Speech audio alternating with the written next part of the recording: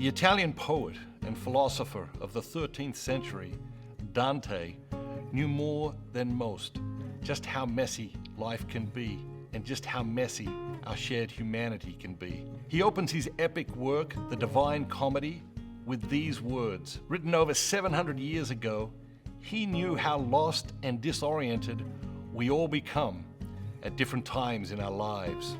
In the middle of the journey of our life, I found myself in a dark woods where the straight way had been lost sight of. How hard it is to say what it was like in the thick of thickets, in a wood so dense and gnarled, the very thought of it renews my panic. It is bitter, almost as death itself is bitter. But to rehearse the good it also brought me, I will speak about the other things I saw there.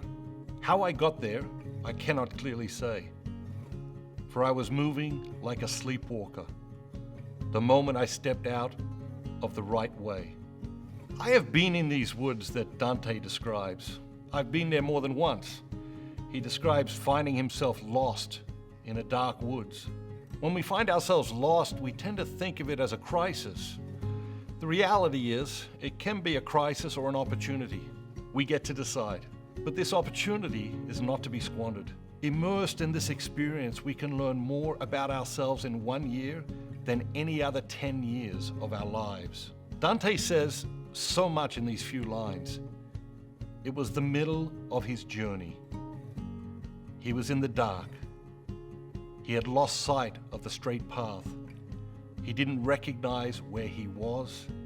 It was like nothing he had known, so much so that he could not rightly describe it any other way than to say it was like a dense wood. So thick, he was in a panic. He likens it to death, but points out that good things came from it. He didn't know how he got there, but was aware that he had been walking unconsciously, sleepwalking, and he knew he had stepped off the right path. How do we know if we're experiencing these dark woods Dante describes? There are many signs, and everyone's experience is different.